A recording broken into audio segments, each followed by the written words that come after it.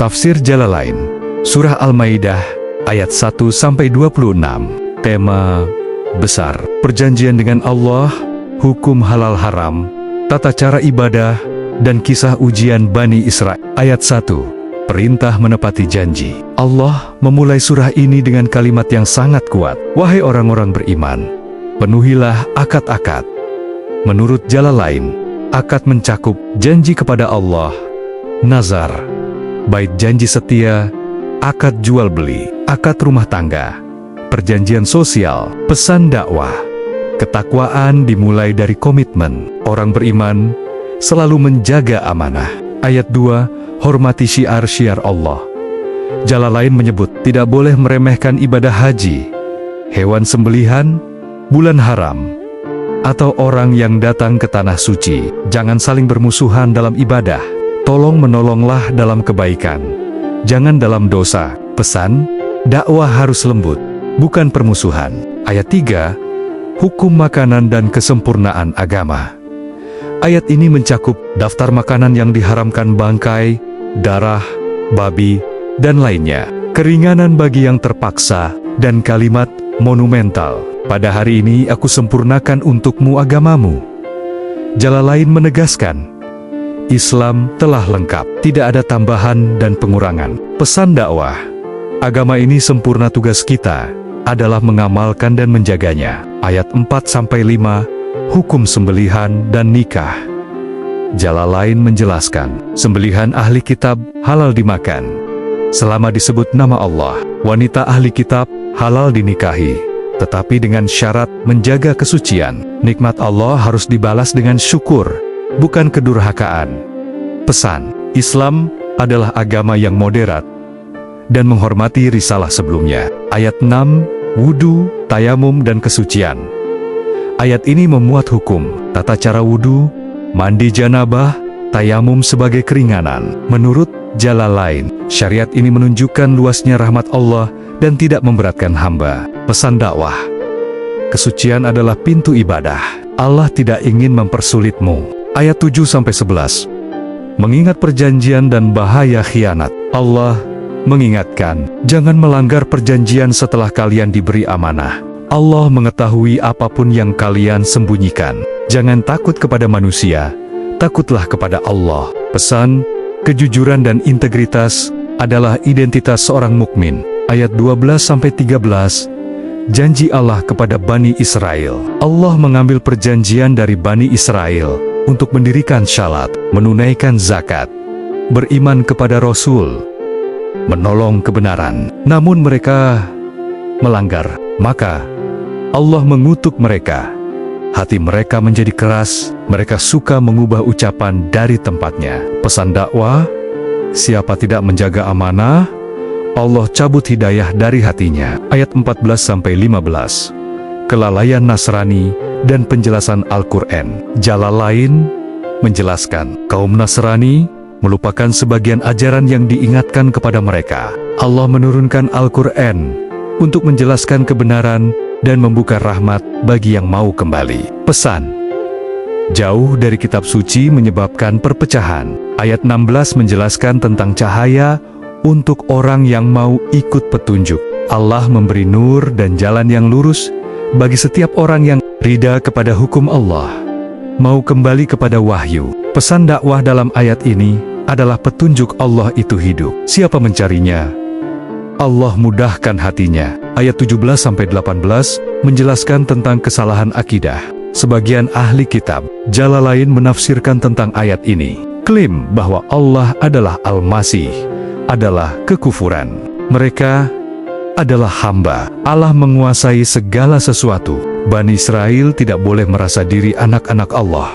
Pesan dari ayat ini, tauhid adalah akar semua ibadah.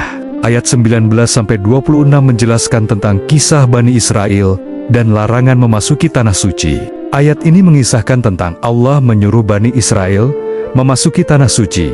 Namun, mereka menolak karena takut kepada musuh. Lalu, dua orang saleh menasihati mereka agar bertawakal. Namun, mereka tetap membangkang dengan berkata, pergilah engkau wahai Musa, bersama Tuhanmu, kami di sini saja. Kata Jalalain, Ini adalah ucapan paling sombong dan ingkar dari mereka. Akhirnya, mereka dihukum mengembara selama 40 tahun. Pesan dakwah dari ayat ini adalah ketakutan, kemalasan dan buruk sangka menghalangi kemenangan. Ayat 27-31 menerangkan tentang kisah Habil dan Kabil, yaitu korban diterima karena takwa. Jalalain menjelaskan, dua putra Adam mempersembahkan kurban. Kurban Habil diterima karena ia bertakwa. Kurban Kabil ditolak karena ia iri dan tidak ikhlas. Kabil mengancam ingin membunuh saudaranya. Habil menjawab dengan kelembutan, "Jika engkau menggerakkan tangan untuk membunuhku, aku tidak akan membunuhmu. Aku takut kepada Allah." Kabil akhirnya membunuh saudaranya. Itulah pembunuhan pertama dalam sejarah manusia. Lalu Allah mengutus seekor burung gagak untuk mengajarkan cara menguburkan mayat. Kabil pun menyesal, namun penyesalan yang tidak membawa taubat. Pesan dakwah dari ayat ini, hasad adalah penyakit hati pembuka dosa besar. Allah menerima amalan bukan karena besar atau kecilnya, tetapi karena ketakwaannya. Ayat 32 menjelaskan tentang hukum agung, yaitu nilai kehidupan manusia. Salah satu ayat yang paling agung tentang kemanusiaan. Jalalain menerangkan, barang siapa membunuh satu jiwa tanpa alasan syar'i, seakan-akan ia membunuh seluruh manusia.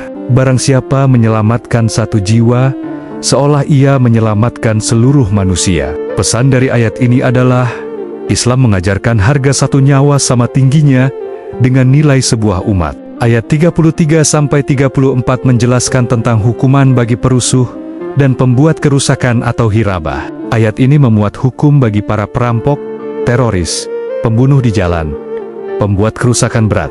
Jalalain menafsirkan bahwa mereka dihukum sesuai kadar kejahatannya, yaitu dibunuh, disalib, dipotong tangan kaki secara bersilang, atau diasingkan. Namun, bila mereka bertobat sebelum tertangkap, hukuman untuk kerusakan masyarakat gugur. Hanya tanggungan pribadi yang tidak gugur. Pesan dari ayat ini adalah syariat menjaga keamanan sosial dengan tegas, namun tetap memberi ruang taubat. Ayat 35-36 menerangkan tentang perintah bertakwa dan jalan menuju ampunan. Menurut Jalalain, carilah jalan mendekat kepada Allah, maksudnya taat, amal saleh, dan menghindari maksiat. Jika orang kafir memiliki dunia dan seluruh isinya, lalu menebus diri dari siksa, tebusan itu tidak diterima. Pesan dakwah dari ayat ini, hidayah adalah satu-satunya keselamatan, dan harta tidak bisa menyelamatkan seseorang di akhirat.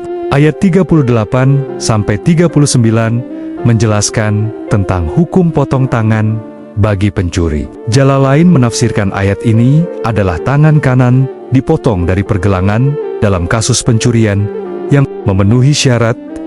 Hukuman ini bukan kejam, tetapi menjaga keamanan harta masyarakat. Jika pencuri itu bertaubat dan memperbaiki diri, Allah mengampuninya. Pesan dakwah dari ayat ini, hukum Islam keras terhadap kezaliman, tetapi sangat lembut terhadap tobat. Ayat 41 menjelaskan tentang ahli kitab yang memutarbalikkan hukum. Ayat ini mencela orang Yahudi yang hanya mau mengikuti hukum yang menguntungkan mereka. Mereka menyelewengkan kitab. Mereka meminta fatwa Nabi, tetapi dengan niat ingin mengelabui. Jalalain menafsirkan bahwa Allah memberitahu Nabi agar tidak sedih terhadap makar mereka. Pesan dakwah dari ayat ini adalah, jangan hanya mengambil agama yang enak di hati, akan tetapi ambillah seluruhnya. Ayat 42 menjelaskan tentang suap dan pemutarbalikan hukum. Jalalain menafsirkan bahwa mereka adalah sama'una lil kadhib, suka mendengar kebohongan, dan akaluna lisuhti, pemakan suap. Pesan dari ayat ini adalah dua penyakit berbahaya, yaitu bohong dan suap. Keduanya menghancurkan keadilan. Ayat 43-47 menjelaskan tentang hukum Taurat, Injil, dan Al-Quran. Allah menegaskan tentang kaum Yahudi masih memiliki Taurat, tetapi mereka tidak berhukum dengannya. Yesus Isa menguatkan Taurat dan membawa Injil yang penuh petunjuk. Orang Kristen diperintahkan mengikuti Injil yang asli. Sekarang, hukum yang terikat bagi umat manusia adalah Al-Quran. Jalalain menafsirkan, bahwa siapa meninggalkan hukum Allah, maka ia termasuk jalim jika tahu tetapi melanggar, fasik jika enggan, kafir jika menolak kebenaran. Pesan dakwah dari ayat ini, Al-Quran adalah sumber hukum yang paripurna. Menolak syariat berarti menolak rahmat. Ayat 48 menjelaskan tentang Al-Quran sebagai penyempurna syariat. Ayat ini menentukan prinsip penting Al-Quran, membenarkan kitab-kitab sebelumnya, menjadi penjaga muhaiminan atas kitab-kitab terdahulu. Umat muslim diperintahkan berhukum dengan apa yang Allah turunkan. Jalalain menafsirkan syariat Nabi Muhammad adalah penutup semua syariat dan tidak boleh mencari hukum lain selain Al-Quran. Pesan dari ayat ini adalah keadilan sejati berasal dari wahyu, bukan hawa nafsu manusia. Ayat 49-50 menjelaskan tentang teguran bagi orang yang tidak mau berhukum dengan wahyu. Jalalain menjelaskan, mereka hanya mengikuti hawa nafsu. Allah memperingatkan bahwa siapa yang menolak hukum Islam, ia sedang berada dalam kesesatan. Apakah mereka mau mengambil hukum jahiliyah? Allah bertanya, siapakah yang lebih baik hukumnya daripada Allah bagi orang yang yakin? Pesan dakwah dalam ayat ini, tidak ada hukum yang lebih adil, lebih bersih, dan lebih mulia daripada hukum Allah. Jangan lupa subscribe channel ini agar tidak ketinggalan cerita-cerita menarik lainnya tentang dunia Islam, sejarah hidup orang-orang soleh dan kisah-kisah yang syarat akan hikmah dan kebijaksanaan. Terima kasih. Wallahu a'lam bishawab. Wassalamualaikum warahmatullahi wabarakatuh.